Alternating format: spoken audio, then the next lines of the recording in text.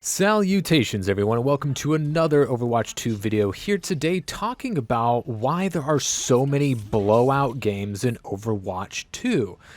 Now, there is a couple of factors going in here. It's not just one big thing, and no, it's not like the matchmaker's problem. Sure, maybe it can get better, but let's say, your ELOs are identical. You could still have huge blowout wins in this game. Why is that exactly?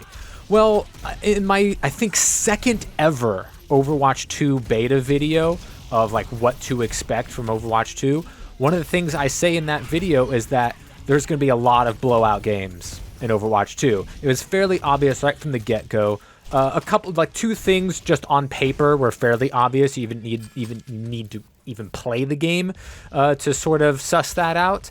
And it was that it's 5v5, right? So there's going to be more responsibility, more impact that any individual can have on the game. Because, I mean, think about it. If you're 1v1ing in a video game, all the pressure is on you. All the responsibility is on you. You just have to play better than the other player because it's just 1v1. But if you have a partner, maybe they're really good. They can carry you. They can pick up some slack, hold your hand, blah, blah, blah. 3v3, even more so, 4v4. You get what I mean, right? So the fact that it went from 6v6 to 5v5, not only do you have more impact and responsibility, but when the difference between players of a similar role is prominent, it could be felt a lot more so than it could in Overwatch 1. When, the tank diff is there, as the kids love to say in chat. Have you all been noticing that, by the way? The trash talk in Overwatch 2 is just always tank diff, support diff. It's never like, oh, you're throwing, or oh, I'm not getting enough heals. It's like just support diff, tank diff. It's never DPS diff, by the way, because the people complaining are always the DPS players, because of course they're DPS players. They love complaining and like, oh, the problem's never me, and even though they're on the easiest role in the game. When there is the diff, right, it's felt a lot more. So when there is a DPS or a tanker support on your team that is just way better than the other player of that similar role on the enemy team, it's felt a lot more, especially in the role where there's only one of you. So in a sense, it's more of a 1v1. Obviously, it isn't, but if you're better than one of their DPS characters, then maybe there are other ones picking up the slack. Same with support. But when it comes to tank, there's nobody else there to pick up the slack. There's no off tank to take care of the flanking Genji, the flanking Tracer, the soldier on high ground, the loud, slow McCree that keeps flanking the high ground to high noon, even though you're pinging him every single time, still nobody's stopping him, and there's nothing you can do because you're just a lowly little support. Like, you're not going to hit that 1v1. All you can do is just tell your teammates what's going on and hope they can deal with that information, right? But with the tank, if they aren't used to this matchup or something is really throwing them for a loop, then that tank diff is huge, right? If you're throwing on tank, you're a wrecking ball, you're 3 corners away, and you're 5v1ing against the enemy team in their own spawn because their supports have no LOS on you to heal you, and your damage characters aren't fast enough to keep with your rollouts, and you're just dying. Like, that's a huge throw, and you're always going to lose, right? You're a Doomfist diving in, power blocking, but you get slept and hacked and discorded and antied and all these other things, and you're rocketed and bashed into and things like that. Like, oh boy, your team's losing that game, just like this Bastion is losing this game. So I picked a couple of blowout games to show you guys, mainly the third biggest factor. So it's not just that's a 5v5, it's not just that it's a solo tank, but it's an issue with people adjusting, figuring out what they're doing wrong, and then doing something different, right? Because you're not always going to be winning in this game. You're not going to always win the first fight. You're not always going to capture the point. You're not going to unlock the payload on the first go-around a lot of the times. But sometimes then you don't get on the second. You don't get in on the third. You don't get on the fourth. And then you're not changing things, right? You're hitting your head against a cinder block and then wondering what's going on, what's wrong. when I was headbutting the hollowed out plywood box, I was breaking it open. It was easy. It was fine. But now that it's a cinder block, thing's not breaking. What am I going to do? I know. I'm going to headbutt it a few more times. It's like, it wasn't working then. It's still not going to work. And, their tank, they came out with Diva, and I played Junker Queen because I looked at the supports and the damage that I had. It's like, ooh, I got a Reaper. He's going to go in. I have a Mercy. She's going to be able to pocket me. So I took advantage of what my team comp was going to give me. I knew we were going to have Disruption and focused close range fire.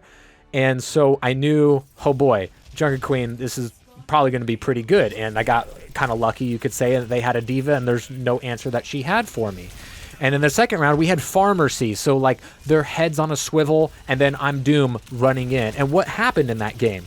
Well, I only got one punch off the bridge, but, like, that was my threat. Like, that was my play. And even though I only got it one time, that's why we won, because I'm Doomfist on the bridge. Like, you aren't beating me because I have the threat of punching you all off of this bridge over and over again. And they didn't change, right? They kept going to the bridge. I had another game, but it was on quick play, so I'm not going to show it, where I get like 7 or 8 environmental kill punches off the bridge because they just kept going to the bridge. They kept hitting their head against the cinder block going like, this one's going to work. No, it's not. Go to the right. Dear God, go to the right.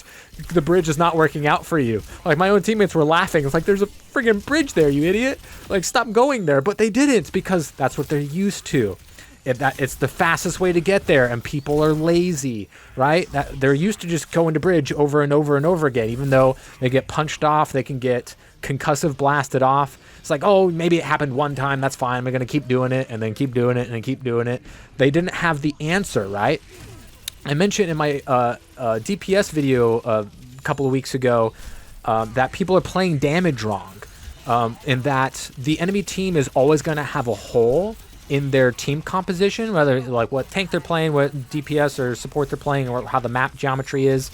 There's always going to be a hole that a damage character can exploit, whether they have like a super diveable backline or their tank just isn't going to match up well against your tank, so you can pivot that with just throwing like a ton of damage against an Orisa, for instance, because I'm Ramatra. I have a shield, you don't, and once you've blown your 2 cooldowns that you have to mitigate damage, I come in, block all your cooldowns, and punch you to death. Like, you're not getting away, you're not going after my backline, and I'm going to do a ton of damage to your gigantic head that you cannot stop me from doing because I have this matchup on lock, and you are not changing it.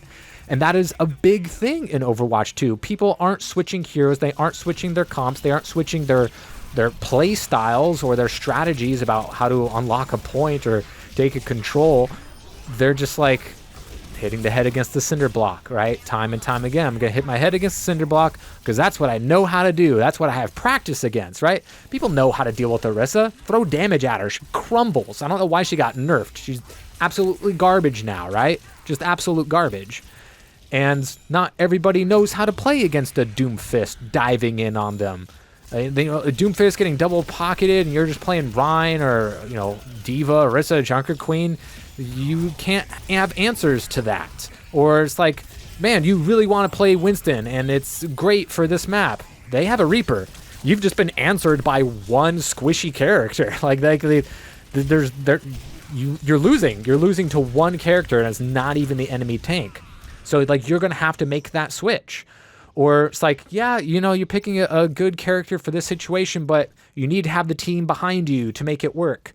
For the Diva dive to work, you're going to need some support, but your backline is slow, or you just have, like, Cassidy and Hanzo. It's like they're not going to be diving with you, right?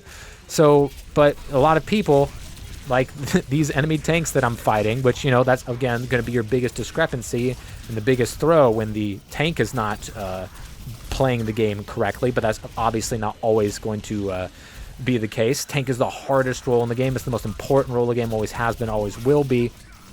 And there's only so many things that one player can do to combat one other character or player. I mean, talk about a duo and you're done for. Pharmacy, Like, I'm in Grandmaster right now on support, and I've had Pharmacies go 50-40 plus limbs and annihilate our team. Like, our tank and our DPS, like, they aren't even looking at her. They aren't even looking at her, and she goes 54-8. It's like, well, yeah, we're going to lose that game. It didn't matter how good any of us were on, against Reinhardt or against, a Soldier 76. They were playing Pharmacy, and our tank and our DPS just didn't even glance her direction. So it's like, yeah, we're going to lose that game. And if we had an answer to her, we would have won, because outside of that, like, the tank was winning the tank battle, and the supports were doing their darndest, but Pharah uncontested with a mercy pocket, like, you're done for. You're done for. And like, you can't even kill the Pharah because she's going to get rezzed by the Mercy, and that's only if you can magically kill her, because with Mercy's new buff, nothing she pockets is going to die, so you actually have to kill the Mercy first. But she's one slippery little bitch, and so like, that's not going to be an easy thing all the time, and sometimes the role that you're playing isn't going to have the answer for whatever the issue is at hand. A Torbjorn turret. People hate shooting at Torbjorn turrets more than they hate shooting at Bastions, and boy, do people hate shooting at Bastions, but, sometimes there's something you can do. You can switch to, a Zen to blow up that turret before it becomes an issue, and your dive tank or your dive DPS stop dying to it over and over again. Or maybe you switch to Ashe or Hanzo, you take care of it. But, they have a Sombra that keeps hacking your tank. Well, there's a lot of things in this game that there aren't easy answers to. Bastion is a character that all by himself, without any support whatsoever, can dominate in every single level of this game outside of, like, top 500, right? Like, outside of that, like, Bastion's an issue, because if you do not respond to him, if you you have to do two things. You have to not die to his turret, and then you have to kill him once his turret's on cooldown. Otherwise, the turret comes down again. Then you're gonna have to do that really hard thing that's called surviving against the damage hose that is his turret, right? And not a lot of people know how to play against that, because that's not one thing that one character can do. One character cannot stop Bastion. One character cannot stop Pharmacy. One character cannot stop a Wrecking Ball or Doomfist being double pocketed, jumping on your backline time and time again. So you're going to see these big blowout losses time and time again for a variety of reasons. Either that people keep hitting their head against the cinder block, they keep pushing to the bridge even though I can punch them off, or you're trying to Winston into a Reaper, you're trying to Genji against a Pharmacy is like that's not going to happen.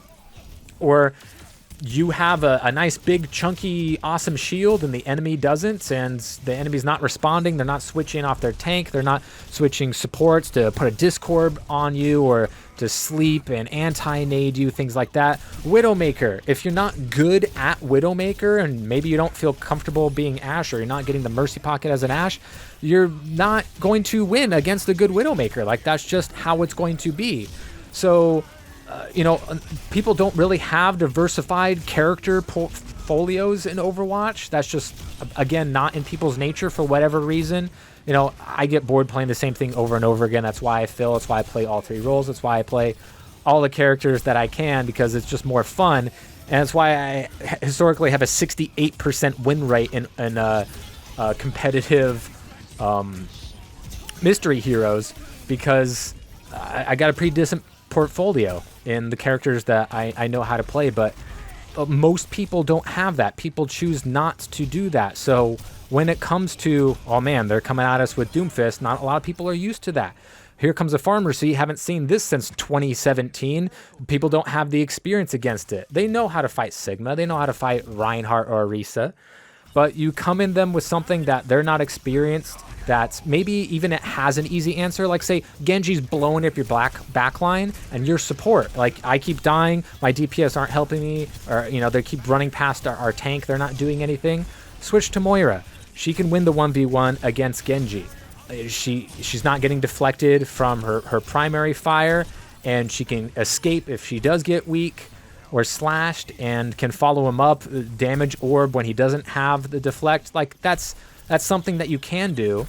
but that's only one of the few things that like can be in control, that you do have a solo say in what's going on. But if they're blasting open the choke with Junkrat spam and Bastion bullets, and your team keeps throwing themselves on into the line of fire, or Widowmaker headshots, they're just going to dump right into the line of sight, bink, you're dead. Like, hitting the head against the cinder block is not the answer, because that's why you're losing in the first place. But not a lot of people want to make the change to their behavior, the team composition, or maybe your composition's fine, it's just not good against what the enemy has going for them based off of the map geometry or the matchup or any sort of synergy that they have going on, right?